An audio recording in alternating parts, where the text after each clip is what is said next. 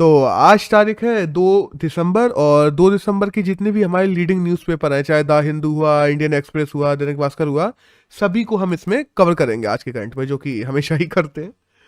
तो अगर द हिंदू के फ्रंट पेज की बात करें तो बेसिकली कुछ खबरें आई हैं, जैसे कि हम जानते हैं कि जो कलेक्शन अभी तक जीएसटी जब से लागू हुआ है तब से लेके अभी तक में, अगर जीएसटी कलेक्शन की बात की जाए तो सेकंड लार्जेस्ट कलेक्शन नवंबर में हुआ है 1.31 लाख का।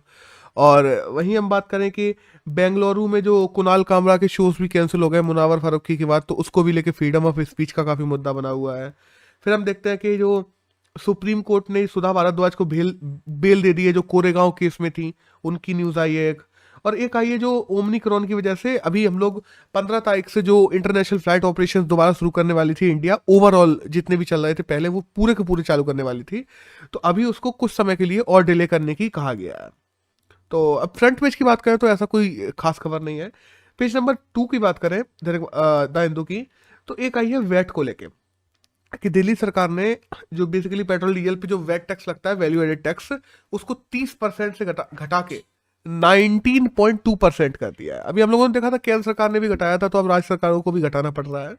काफ़ी राज्य सरकारें नहीं भी घटा रही हैं, वो बात अलग है। तो अभी हम जैसे हम लोग पेट्रोल प्राइस की जब बात करते हैं ना, तो 4 चीज़ें हैं जो मिलके किसी भी पेट्रोल डीजल का प्राइस बनाती हैं।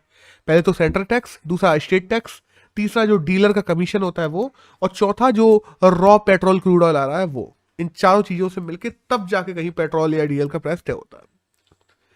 एक पेज नंबर 3 पे खबर आई है गिफ्ट सिटी को लेके, कि गिफ्ट सिटी, वैसे ज़्यादातर लोगों ने पहले पढ़ा होगा कि गुजरात के पास में हम जानते हैं साबरमती के पास में एक सिटी बन रही है। जैसे गुड़गांव में हम लोग देखते हैं डीलर सिटी है, ऐसे प्रकार की एकदम सिटी बनानी है, संघई टाइप की सिटी बनानी है। और गिफ्ट सिटी बनाने का हम जानते हैं कि वर्ल्ड टॉप 15 ग्लोबल सेंटर में इसमें भी आती है। और चाइना की एक कंपनी है east China architecture design and research, जिसको ECADI कहा जाता है इंस्टीट्यूशन। तो बेसिकली जिसने संघाई सिटी बनाई थी चाइना में, उसी को गुजरात में गिफ्ट सिटी बनाने का भी टेंडर दिया गया था। और ये बेसिकली IL&FS और गुजरात डेवलपमेंट भी इसमें सहयोग करने वाली थी उसका। तो हम देखते हैं 2007 से शुरू हुई थी गिफ्ट सिटी बनाने के बाद, और अभी तक चल रही है। और पिछले कुछ समय से हम देखते हैं 2013-14 से इसमें थोड़ी धीमाई आ गई थी, तो अब इसको फिर से तेज किया जा रहा है। अब 700 जो एंटिटीज है उनको वहाँ पे लगाया जा रहा है, 12,000 वर्कर्स लगाए जा रहे हैं, कई बैंक खोली जा रही हैं, ग्लोबल ऑपरेशन सेटअप्स किए जा रहे हैं, जो अलग अलग हमारे सेबी NSE FSE तुम लोग ये देखते हो, उनकी ग्लोबल ऑपरेशंस कई बार गिफ्ट सिटी से चलाए जाएंगे, ऐसा कहा जा रहा है साबरमती के पास से। तो बेसिकली आज की न्यूज़ में ये मैन है कि जो गिफ्ट सिटी इंडिया की है, वो इंडिया की पहली ग्रीन फील्ड सिटी के रूप में भी नामित हो गई है। तो दैट्स ऑल, बस यही है। अब देखो काइंड ऑफ मतलब ये मान लो कि इंफ्रा में एकदम ऐसी सिटी होगी कि तुम वहां जाओगे तुम्हें लगेगा कि नहीं कि इंडिया में एकदम ऐसे सिंगापुर वाली फील आ जाएगी, जैसा कि हम देखते हैं कि गुड़गांव में जाओ डीलर सिटी तो वहां पे हम। और ऐसी ही सिटी एक राजस्थान में भी बनाई जा रही है बाय द वे, अब देखते हैं कब तक बनती है। एक नेक्स्ट न्यूज़ है पेज नंबर 8 पे आई है द हिंदू की, वो आई है हमारे IMD को लेके, कि IMD ने अभी फोरकास्ट किया है कि जो सर्दियां आने वाली हैं, जो कि बेसिकली दिसंबर से फरवरी तक चलेंगी, इनमें जो नदर्न इंडिया है इसमें पूरे में ही कंपैरेटिवली सर्दी कम रहेगी पिछले साल के मुकाबले से। और इस बार एक कलर कोड का टेम्परेचर ग्राफ भी लॉन्च किया है। अभी तक क्या करते थे, पूरा मैप लॉन्च करते थे, उसमें दिखाई देते थे कि हाँ इतने इतने इतने अनुमानित रहेगी सर्दी वगैरह, सर्दी गर्मी। अब इस बार जो लाल पीला नीला ऐसा एक कलर कोड का पूरा मैप भी लॉन्च किया है हमारे इंडियन मेट्रोलॉजिकल डिपार्टमेंट ने। अब IMD की बात करें तो 1875 में इसको बनाया गया था अंग्रेजों के टाइम पे। दिल्ली में इसका हेडक्वार्टर है, जितेंद्र सिंह जो है इसके हेड है, और तकरीबन 350 करोड़ का इसका बजट होता है हर साल। और इतने कम बजट की वजह से ही ये फोरकास्ट भी सही नहीं कर पाती, क्योंकि उतने इक्विपमेंट्स ही नहीं है, सीधी सी बात है। एक नेक्स्ट न्यूज आई है पेज नंबर 9 पे द हिंदू के, वो आई है UAPA को लेके, कि अभी हाल ही में UAPA का कुछ डाटा निकल के आया है। बाय द वे ये डाटा दिया गया है राज्यसभा में, जो जितेंद्र राय हैं जो हमारे मिनिस्टर ऑफ स्टेट है उनके द्वारा, और NCRB से ये डाटा लिया गया है, जिसमें UAPA के तहत अगर सबसे ज्यादा केसेस कहीं बने हैं तो उसमें नंबर 1 पे है उत्तर प्रदेश, सेकंड पे है जम्मू कश्मीर, और थर्ड पे है मणिपुर। और अगर हम लोग बात करें ना कि टोटल 7,243 केस बने हैं एक साल में, और केवल 212 लोग ही हैं जिनको कन्विक्ट किया गया है, तो हम लोग अंदाजा लगा सकते हैं कन्विक्शन कितनी कम है। UAPA देखो, 1967 में हम लोग जानते हैं टाडा होता था, पोटा होता था, जिसके तहत गवर्नमेंट टेररिज्म को टैकल करती थी, टेररिज्म को सप्रेस करती थी। फिर बाद में हम देखते हैं कि 2004 में वो मतलब बाद में हम देखते हैं 1967 के बाद में यूएपीए ला दिया जाता है। लेकिन फिर भी गवर्नमेंट केवल और केवल जो टेररिस्ट ऑर्गेनाइजेशन है उनको ही टैकल कर पाती थी, इंडिविजुअल्स को नहीं। 2004 में यूएपीए में अमेंड लाया जाता है और इंडिविजुअल और सिविलियंस को भी इसमें डाल दिया जाता है टेररिस्ट के साथ साथ में।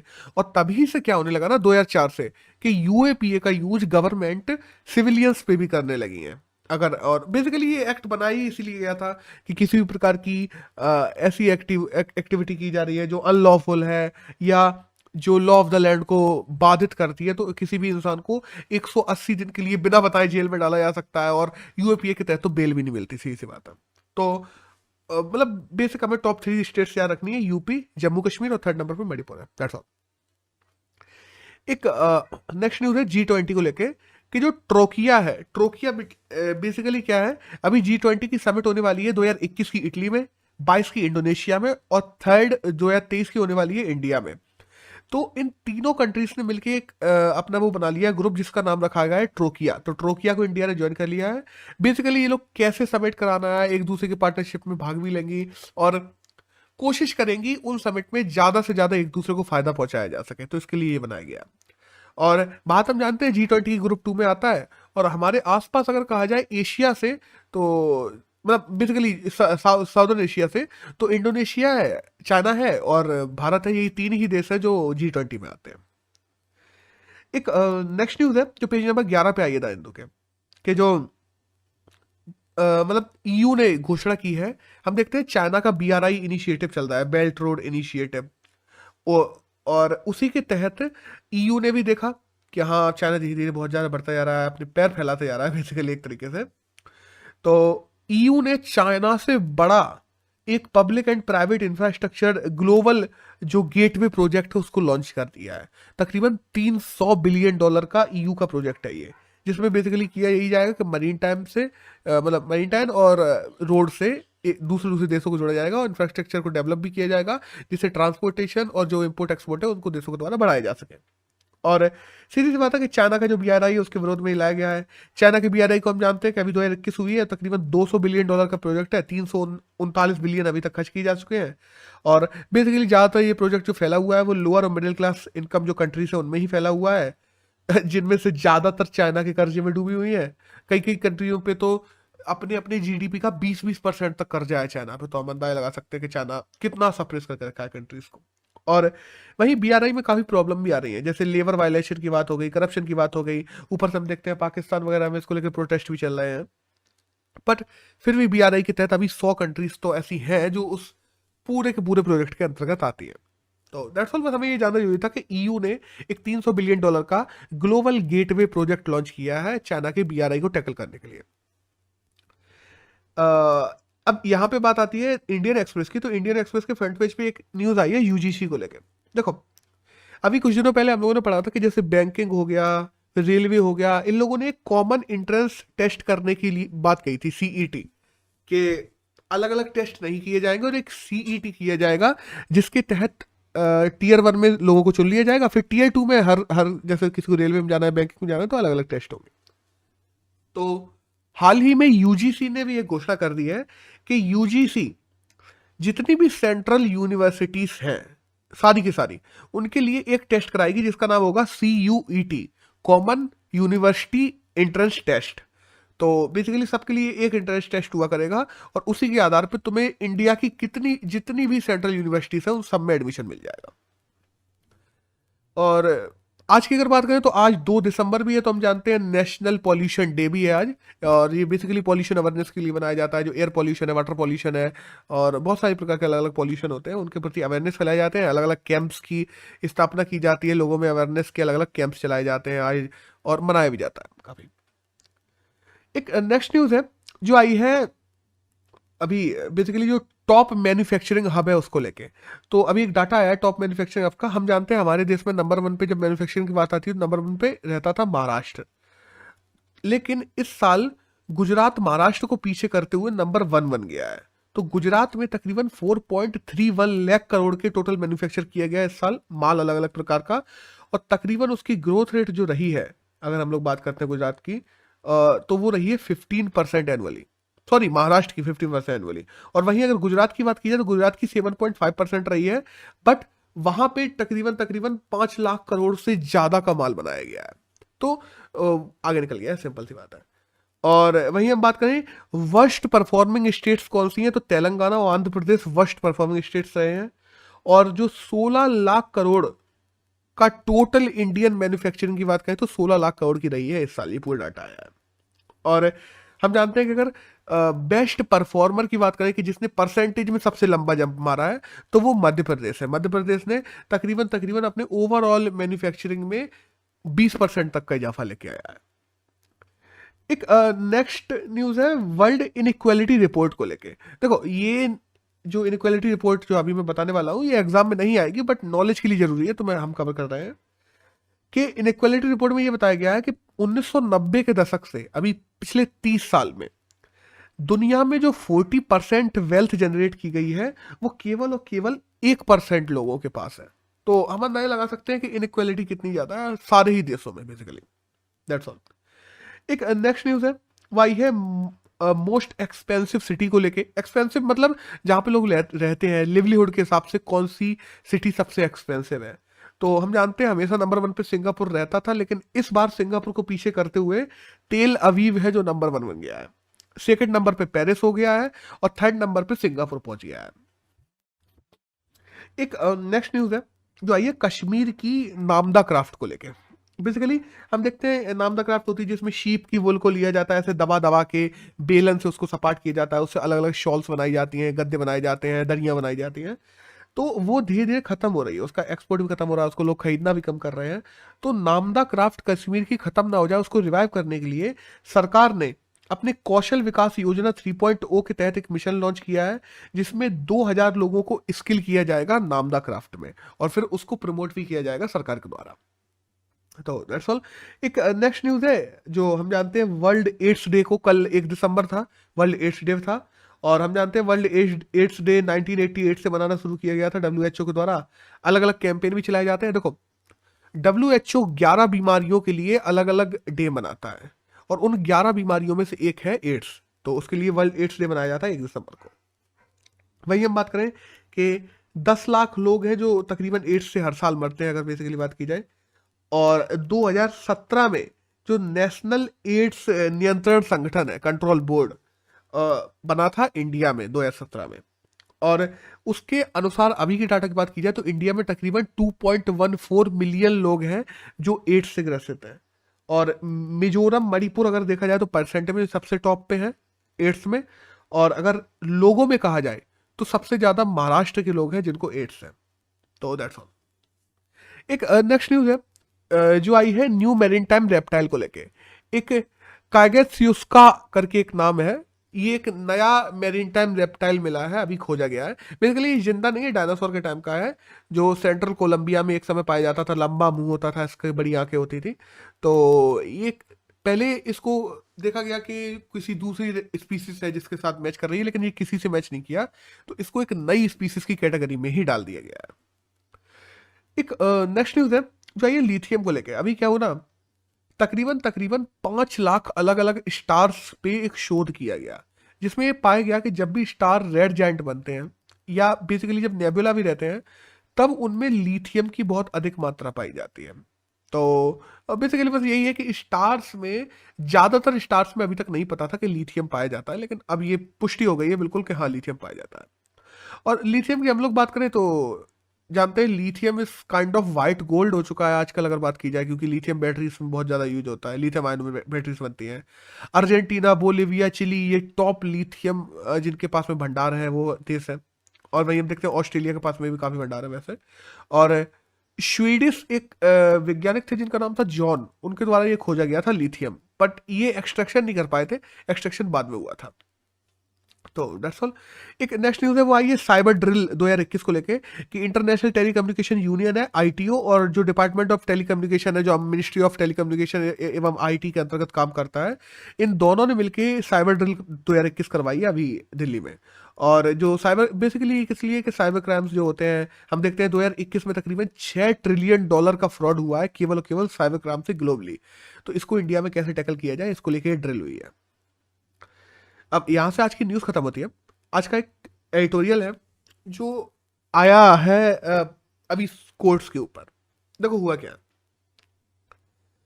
अभी हम जानते हैं कि भारत में अकाउंटेबिलिटी की जब स्टैंडर्ड्स की बात आती है, तो अकाउंटेबिलिटी की स्टैंडर्ड्स पे सबसे ज्यादा नॉक पे कौन रहते हैं? सबसे ज्यादा रहते हैं लेजिस्लेटिव और एग्जीक्यूटिव लोग।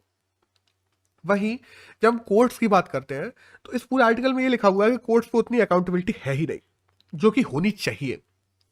अभी हुआ क्या, हमारे जो सीजीआई थे, अभी कुछ दिनों पहले की बात है कि सीजीआई एक पार्टी में थे, तो वहां पे उन्होंने एक जमाना जी, उन्होंने एक वक्तव्य दिया है कि संविधान निर्माताओं ने जुडिशियरी को कुछ स्पेशल रोल दिए थे, और वे रोल जुडिशियरी को एक अलग अकाउंटेबिलिटी के पहले स्टील पे जाके खड़ा करते हैं, जो कि लेजिस्लेटिव और एग्जीक्यूटिव से बिल्कुल अलग है।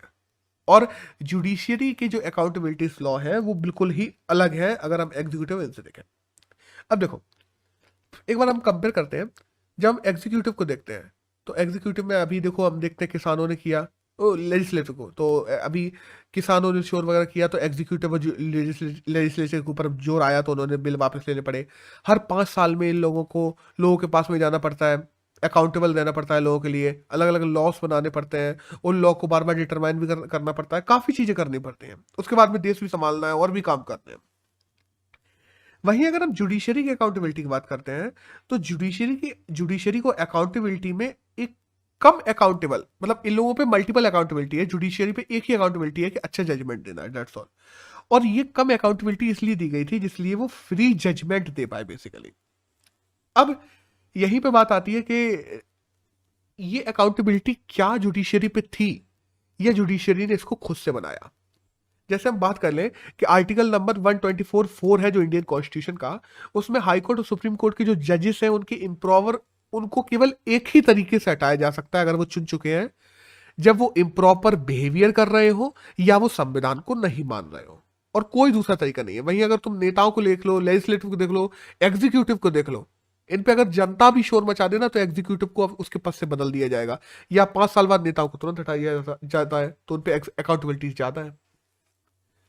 जुडिशियरी में अपॉइंटेड ऑफिसर्स जो लोग पहले से होते हैं वो खुद को ही अपॉइंट करते हैं, क्योंकि हम जानते हैं कॉलेजियम सिस्टम है हमारे यहाँ। लेकिन याद रखना, संविधान निर्माताओं ने कॉलेजियम सिस्टम का निर्माण नहीं किया था। संविधान निर्माताओं ने यह कहा था कि प्रेसिडेंट होगा, और प्रेसिडेंट नियुक्त करेगा किसको? जो भी जुडिशियरी का हेड होगा, और फिर उससे सलाह मशवरा करके और लोगों को करेगा। लेकिन ये जो प्रेसिडेंट के लिए बाध्य कर दिया गया कि हाँ, जो भी संतुतियां दी जाएंगी कोलिजियम के द्वारा वो प्रेसिडेंट को माननी ही होंगी, ये बाद में किया गया, ये पहले नहीं था। तो हम देखते ना, जब मीनिंग ऑफ कॉन्स्टिट्यूशन की बात करते हैं, तो ये खुद से था कि डाइल्यूट किया गया था? क्योंकि संविधान निर्माता तो ये नहीं चाहते थे, सीधी सी बात है। अगर हम लोग यहाँ पे अकाउंटेबिलिटीज की बात करें, तो बेसिक स्ट्रक्चर की डॉक्ट्रिन की अपन लोग बात कर ले, तो ये संविधान निर्माता थोड़ी लेके आए थे, बेसिक स्ट्रक्चर की डॉक्ट्रिन सुप्रीम कोर्ट खुद लेके आया था। और अगर हम देखें ना कि 1973 में केशवानंद भारती केस में आई थी, केशवानंद भारती बनाम केरल राज्य हम लोग जानते हैं, तो क्या ये संविधान निर्माताओं की सोच थी? नहीं थी। और हमारे सीजीआई बंदा ने क्या कहा कि संविधान निर्माताओं ने हमें एक लेजिस्लेचर में लेजिस्लेचर से एक अलग अकाउंटेबिलिटी में डाल के रखा है। क्या ये अकाउंटेबिलिटी सच में संविधान निर्माताओं या संविधान के द्वारा दी गई है, कि ये आपके द्वारा स्वयं से बनाई गई है? देखो, जजेस को आजकल समाज में कैसे देखा जाता है? जजेस ज्यादा नेशनल, मतलब राष्ट्रप्रिय हैं। जजेस आजकल ज्यादा मॉडर्न है, वो ज्यादा खुली सोच के हैं, ज्यादा कंसर्न रहते हैं, फॉरवर्ड लुकिंग है। ये इस प्रकार से समाज हमारे जजेस को देखता है। बट वहीं हम लोग लेजिस्लेचर की बात करें तो कैसे देखता है कि अरे ये तो केवल सत्ता के लिए है, और ये तो केवल अपनी सत्ता के भूखे हैं, दैट्स ऑल। लेकिन एक डेमोक्रेसी में देश को आगे लेकर चलने की जो प्रवृत्ति होती है या जो जिम्मेदारी होती है वो लेजिस्लेचर की होती है, जुडिशियरी की नहीं। हर दूसरी चीज जुडिशियरी पे नहीं जानी चाहिए, बात यहां पे ये भी आती है। आज जुडिशियरी को भी अपनी जिम्मेदारी समझनी होगी एक डेमोक्रेसी में, और एक सेंस ऑफ रिस्पॉन्सिबिलिटी को लाना होगा। जुडिशियरी को यह समझना होगा कि तुम्हारी अकाउंटेबिलिटी केवल एक हद तक सीमित नहीं रह जाती, जबकि उसके काफी दायरे ऐसे हैं जिनको खोला जा सकता है। और जब तुम उन दायरों को खोलोगे तब तुम लेजिस्लेचर के साथ में मिलकर काम करोगे और पूरे देश में डेमोक्रेसी को स्थापित करोगे।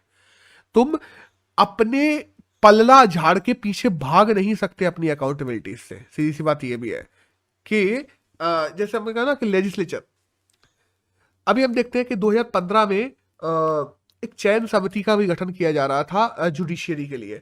उसको इन लोगों ने बेसिक स्ट्रक्चर का नाम देके असंवैधानिक घोषित कर दिया और कह दिया कि नहीं, अपॉइंट तो जजेस को अपॉइंट कौन, जजेस ही करेंगे। ये अकाउंटेबिलिटी जिससे हमेशा जुडिशियरी भागती रही है, ये भागना नहीं चाहिए। ये एक अच्छी डेमोक्रेसी के लिए भी अच्छा नहीं है। और दूसरी तरफ हम देखते हैं कि जुडिशियरी ने जैसे अंडरमाइन कर रखा है लेजिस्लेचर को हर दूसरी चीज में, वो भी नहीं करना चाहिए, क्योंकि एक अच्छी डेमोक्रेसी में दोनों का साथ में मिलकर चलना ही जरूरी होता है। तो दैट्स ऑल। अगर आज की बात करें 2 दिसंबर की, तो यही करंट था जो हमारे एग्जाम में जानने के लिए जरूरी था। That's all.